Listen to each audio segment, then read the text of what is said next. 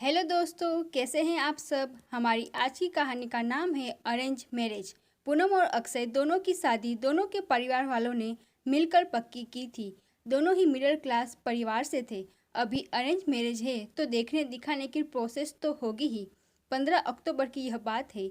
अक्षय और उसके माँ पापा के साथ पूनम को देखने आए थे। पूनम एक काफ़ी सुंदर लड़की थी। अक्षय को वह पहली नज़र में ही बहुत पसंद आई थी। उसने पूनम को रिश्ते के लिए हाँ कहा और पूनम से भी पूछा, तुम्हारा क्या निर्णय है, क्योंकि तुम्हारा निर्णय ज़्यादा महत्वपूर्ण है। पूनम ने भी तुरंत हाँ कह दिया और बाद में दोनों की शादी की तारीख पक्की की गई। बहुत धूम धड़ाके के साथ दोनों की शादी कर दी गई। उनकी शादी अक्षय के घर पर हुई थी। अक्षय का घर शहर के 2 BHK घरों जितना था। शादी की सारी विधि खत्म हुई। बाद में दोनों अपने रूम में फ्रेश होकर अपने कपड़े बदल कर आते हैं। दोनों की वह शादी की पहली रात थी। अक्षय धीरे से पूनम को आवाज़ देते हुए बोलता है, आज से हमारी नई जिंदगी की शुरुआत है।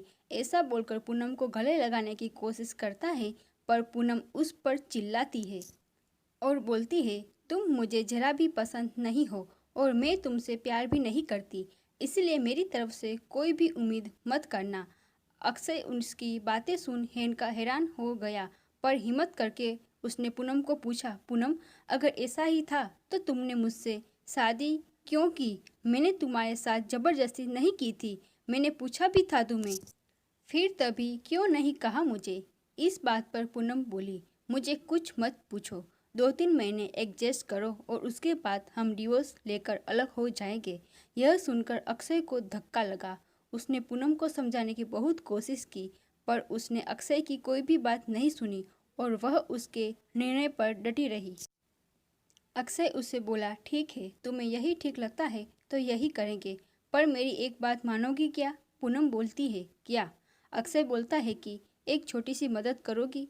जब तक माँ पापा यहाँ हैं तब तक तुम यहीं रहोगी। एक बार वह गांव चले गए तो फिर सब तुम्हारे मुताबिक होगा।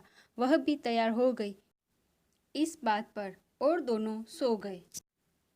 हर रोज का दिखावा उनका चालू था। माँ पापा के सामने पति पत्नी की तरह रहना उनको समझ में नहीं आए, इसलिए उनके सामने नाटक करना।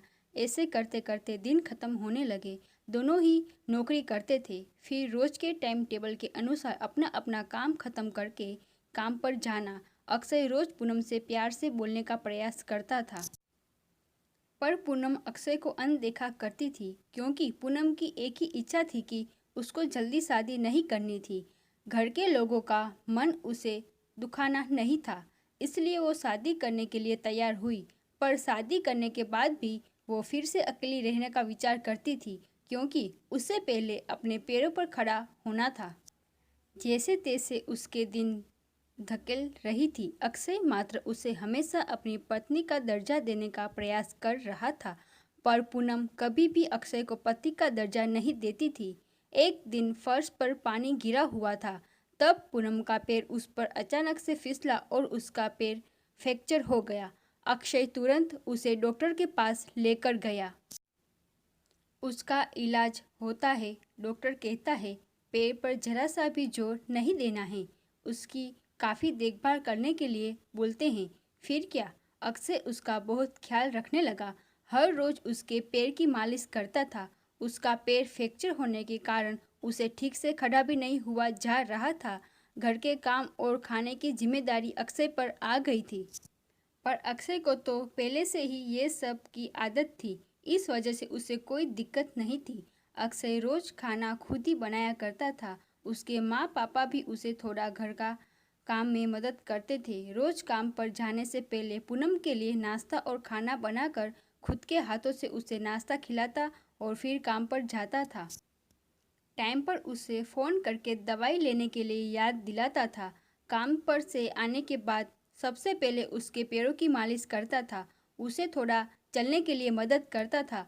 कोई भी काम हो उसके लिए मन से करता था। फिर भी वह अक्षय को प्यार से नहीं बुलाती थी। उसका मन अक्षय को स्वीकारने के लिए तैयार ही नहीं था। एक दिन पूनम को देखने के लिए उसकी सहेली आई थी। उनकी बातचीत चालू थी, तब अक्षय दोनों के लिए नाश्ता बनाकर लाया। फिर वो पूनम से बोला, फिर वो पूनम से बोला, मैं जरा मार्केट हो आता हूँ, थोड़ा सामान लाना है, तुम दोनों को कुछ चाहिए तो बता दो। पूनम बोलती है, नहीं अभी कुछ नहीं चाहिए, तुम जाकर आओ।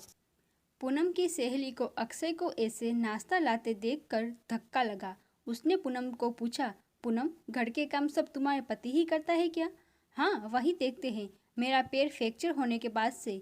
पूनम की सहेली पूनम को बोलती है कि तुम बहुत खुश नसीब हो जो तुम्हें इतना प्यार करने वाला पति मिला। पूनम के चेहरे पर मात्र प्रश्न चिन्ह था। तभी पूनम बोली, इसमें इतना खुशनसीब होने जैसा क्या है? उसकी सहेली बोली, अरे मेरे पति मुझसे पूछता तक नहीं है कि कैसी हो तुम, खाना खाया कि नहीं, और मेरे पति ने आज तक कभी मुझको चाय तक नहीं पिलाई। मुझे भी लगता था मेरे पति भी मेरा ख्याल रखे, ज़्यादा कुछ नहीं पर प्यार भरे शब्द ही बोले तो बहुत होता है मेरे लिए। बहुत इच्छा होती है यार, पर इसके बजाय मुझे हमेशा निराशा ही मिली है। तुम अक्षय को छोड़कर बहुत गलत कर रही हो, तुम्हें अक्षय जैसा पति ढूंढकर भी नहीं मिलेगा। बहुत मन दुखता है मेरा यार। यह सब सुनकर पूनम विचार में डूब गई। उसके मन में अक्षय के प्रति प्यार जगने लगा। अक्षय का प्यार उसकी आंखों के सामने आने लगा। वह उस पर जान छिड़कता है, यह उसे समझने लगा था। अभी धीरे धीरे पूनम को भी अक्षय से प्यार होने लगा था। वो उस पर विश्वास करने लगी थी। अक्षय के मन पर मात्र एक ही डर था कि माँ बाप गांव गए तो हमारा डिवोर्स हो जाएगा, पूनम मुझे छोड़कर चली जाएगी और समाज में मेरी इज्जत कम हो जाएगी। तभी माँ पापा अक्षय को बोलते हैं कि अभी हम गांव जाना चाहिए, थोड़े दिन रहकर खेती वगैरह करके आते हैं। अक्षय उनको जाने नहीं देना चाहता था और उनको डिवोर्स के बारे में भी बता नहीं सकता था। अक्षय सोच रहा होता है कि अभी पूनम को सब कैसे पूछे, कैसे बोलूं उसके साथ। ऐसे सोचते सोचते ही सो जाता है। सुबह उठता है तो देखता है कि पूनम बहुत जल्दबाजी में थी। वह जॉब पर जाने के लिए निकलती है। तब जाते जाते पूनम बोलती है कि अक्षय टिफिन बनाकर रखा है, लेकर जाना, कपड़ों को इस्त्री करके रख दिया है और नाश्ता भी करके जाना, और हाँ आज घर पर जल्दी आना। यह बोलकर निकल गई।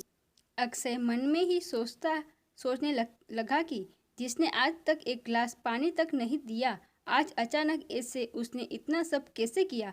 अक्षय का मन बहुत अशांत हो गया। वह भी सब काम करके ऑफिस के लिए निकल गया। उसके मन में बस इतना ही चालू था कि आज हमें डिवोर्स के बारे में बोलना है, शाम का वक्त होता है।